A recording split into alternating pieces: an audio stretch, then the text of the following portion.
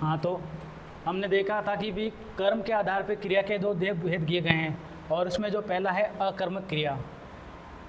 और अकर्मक क्रिया की जो परिभाषा है वो इस प्रकार है कि जहाँ वाक्य में कर्ता के द्वारा किए गए कार्य का फल या परिणाम कर्म पर ना पड़कर केवल कर्ता पर ही पड़ता हो, वहाँ अकर्मक क्रिया होती है। बस यही आपको है जो ध्यान रखना है कि केवल न केवल कि जो कर्ता है और जो कर्ता जो भी कार्य करेगा, जो भी क्रिया करेगा, और उस क्रिया का जो फल है केवल न केवल उस तक ही सीमित होगा, ना कि कर्म पर। इसी बात को ध्यान में रखते हैं, ठीक है। अब हम प्रत्येक उदाहरण को देखेंगे। आप देखेंगे कि दो उदाहरण है, उसमें जो स्टार बने रखे हैं, और वो भी आपका जो है कन्फ्यूजन है वो दूर करेंगे। पहले हम देखते हैं जैसे बालक खेल रहा है। अब यहाँ पर भाई खेल रहा है, और ये है प्रयोग की दृष्टि से। पहले बालक खेल रहा है, तो यहाँ पर भी है अपने अकर्मक क्रिया है।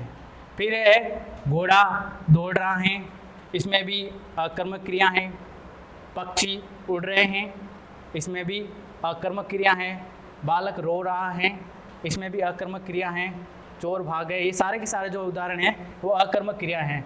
अब आप एक जो कह सकते हैं कि जो एक सभी जो है इसमें देखेंगे कि भाई ये अकर्मक क्रिया है, जैसे कि भाई सारे के सारे जो डेफिनेशन में जो कह सकते हैं कि परिभाषा में जो लिखा, कर्ता द्वारा किए गए कार्य का फल कर्म पर ना पड़कर केवल कर्ता पर ही पड़ रहे। अब जैसे यहाँ पर जैसे बालक खेल रहा है, तो पूरा का पूरा जो प्रभाव है यहाँ पर, जैसे ये कर्ता है यहाँ पर जो बालक है, और जो खेल का जो पूरा प्रभाव है यहाँ पर इस कर्ता पर ही पड़ रहा है। अब यहाँ पर जो दूसरा इस वाक्य में हमारा कर्ता है घोड़ा, और घोड़ा दौड़ रहा है। अब उस पूरी की पूरी जो दौड़ का जो है प्रभाव है इस घोड़े के ऊपर पड़ रहा है। फिर इसी तरह से ये पक्षियों पर भी कि भाई है कर्ता इस वाक्य के जो है पक्षी है, पक्षी उड़ रहे हैं तो उसका प्रभाव पक्षियों पर। अब ये जो इसमें जो बालक रो रहा है, इस क्रिया का भी जो व्यापार कह सकते हैं फल पूरा का पूरा कर्ता पे पड़ रहा है। और यहाँ पर चोर भाग गया, इसका जो फल है यहाँ पर भी कर्ता पर ही पड़ रहा है। अगला बिंदु में देखिए, यहाँ पर राम सो रहा है, तो राम जैसे कि कोई काम करके जो थक गया, और थकान का जो थक गया तो वो सो गया, कोई काम ना करके वो सो गया, तो उसको कोई ना कोई प्रभाव हुआ ना, सोने के बाद उसने नींद ली, और नींद लेने के बाद थकान मिटी, तो प्रभाव राम पे ही पड़ा। तो इसी प्रकार इसमें भी अकर्मक क्रिया और वह पढ़ रही है। यहाँ पर भी मैंने आपको जो है स्टार लगाया है, और इसका भी यही कि वो पढ़ रही है। भाई पढ़ रहा, कुछ ना कुछ तो पढ़ रहा है, लेकिन बहुविकल्पिक तौर पे जब इसको अलग किया कि पढ़ना, जैसे यहाँ पर लिख दिया मैंने, हंसने की जगह पे यहाँ पर जैसे यहाँ आप जैसे अलग लिख लीजिए, यहाँ से पढ़ना, तो पढ़ना भी कहीं ना कहीं सकर्मक क्रिया में होती है, लेकिन बहुविकल्प वाले में जब उसका जो प्रयोग हो जाता है कि वो पढ़ रही है, लेकिन यहाँ पर हमारा स्पष्ट नहीं होता कि क्या पढ़ रहा है या क्या पढ़ रही है, तो यहाँ पर भी हमारे इस वाक्य में भी कहीं ना कहीं अकर्मक क्रिया होगी। हाँ, तो हाँ, एक दूसरा बिंदु है कर्म के आधार पर सकर्मक क्रिया। पहले हमने पढ़ा था अकर्मक क्रिया। सकर्मक क्रिया की जो परिभाषा है कि जहाँ वाक्य के कर्ता द्वारा किए गए कार्य का फल या परिणाम कर्ता पर ना पड़कर कर्म पर पड़ता हो। जैसा कि भाई परिभाषा में दिखाया गया है कि कर्म पर पड़ता हो, इसका हमें विशेष ध्यान रखना है कि कर्म पर पड़ता हो वहाँ सकर्मक क्रिया होती है, अर्थात जिसमें कर्म का योग हो, जिस क्रिया में कर्म मौजूद हो वहाँ पर जो है अपनी सकर्मक क्रिया होती है। आइए अब हम इसको एक एक उदाहरण के माध्यम से हम इसको समझते हैं कि भाई सकर्मक क्रिया के जो उदाहरण किस प्रकार के होते हैं।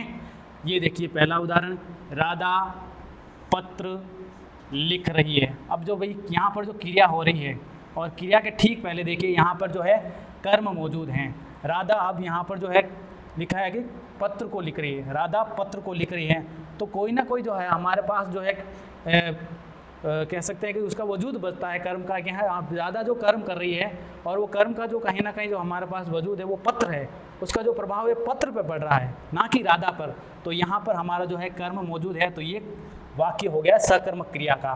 फिर आइए, राम आम खा रहा है। राम क्रिया कर रहा है, और क्रिया के अंदर जो कह सकते हैं कि जो कर्म मौजूद है, और राम आम को खा रहा है, तो कहीं ना कहीं जो प्रभाव है आम पर पड़ रहा है। फिर घोड़ा घास खाता है, तो यहाँ पर घोड़ा घास को खाता है, तो कहीं ना कहीं उसकी जो भूख शांत होती है, और हमें जो एक परिणाम कह सकते हैं कि निश्चित जो परिणाम मिलता है कहीं ना कहीं, तो ये भी सकर्मक क्रिया का उदाहरण। फिर आगे आइए, सकर्मक क्रिया का जो अगला उदाहरण है, राम ने रावण को मारा। तो जो है राम ने जो क्रिया करी और क्रिया का जो प्रभाव है वो कहीं ना कहीं है रावण पर जो है प्रभाव हुआ और उसके कारण उसकी जो है मृत्यु हुई। फिर है जो अगला, मोहन गेंद खेल रहा है, तो मोहन गेंद को खेल रहा है और उसका जो है कर्म का जो प्रभाव है, जो भी क्रिया कर रहा है वो उसका प्रभाव है जो गेंद पर हो रहा है। तो इस प्रकार के जो हमने पहले अकर्मक क्रिया और वो बाद में जो है सकर्मक क्रिया। हाँ, तो हमने देखा कि सकर्मक क्रिया के बारे में अभी तक हमने जाना था कि सकर्मक, लेकिन सकर्मक क्रिया के भी दो प्रकार हैं और एक है एक कर्मक क्रिया और दूसरा है उसका द्विकर्मक क्रिया। जैसा कि नाम से ही प्रतीत हो रहा है और इसकी जो परिभाषा है वो इस प्रकार है कि जिस क्रिया का एक कर्म होता है, जिस कोई भी क्रिया है और उस क्रिया में एक ही कर्म मौजूद होगा तो वहाँ पर एक कर्मक क्रिया होगी। जैसे कि राधा पत्र लिख रही है, अब जो राधा है करता है इस वाक्य का और पत्र लिख रही है, तो वो एक ही कार्य यहाँ पर कर रही है। दूसरा है जो देखिए राम खाना खा रहा है, तो यहाँ पर भी जो है एक ही कर्म है हो रहा है राम के द्वारा। जैसा कि अब नेक्स्ट में आप दूसरे में देखिए हम द्विकर्मक क्रिया। द्विकर्मक क्रिया की इसका जो है कह सकते हैं कि जैसा कि यहाँ पर एक कर्म था, लेकिन यहाँ पर हम द्विकर्मक क्रिया में जैसा कि नाम प्रतीत हो रहा है उसी प्रकार वहाँ पर हमें दो कर्म मौजूद होंगे और एक कर्ता के द्वारा दो कार्य संपादित किए जाएंगे। जैसा कि जिस क्रिया के द्वारा कह सकते हैं कि जिस क्रिया का दो कर्म हो, जिस क्रिया के दो कर्म हो और उसे हम द्विकर्मक क्रिया कहेंगे या क्रिया कहते हैं। जैसा कि मैं छात्रों को, यहाँ पर देखिए यहाँ पर मैं करता हूँ और छात्रों को, एक तो यहाँ पर पहला देखिए यहाँ पर हमारा एक और दूसरा है यहाँ पर व्याकरण, मैं छात्रों को और व्याकरण को पढ़ाता हूँ, यहाँ पर हमारे दो कर्म मौजूद हो गए, तो ये इसी प्रकार है द्विकर्मक क्रिया है। फिर इसका जो दूसरा उदाहरण है माँ, ये यहाँ पर है उदाहरण में माँ बच्चे को, यहाँ पर देखिए हमारा जो है पहला कर्म यहाँ पर बच्चों को और दूध को, यहाँ पर दो कर्म हो गए, बच्चे को पहला कर्म हो गया अपना कि बच्चे को और दूसरा हो गया दूध को। इसी प्रकार हमारा तीसरा उदाहरण है पंडित जी भक्तों को और कथा को, कथा भी कर रहे हैं भक्तों को भी सुना रहे हैं, तो इसी प्रकार हमारा ये द्विकर्मक क्रिया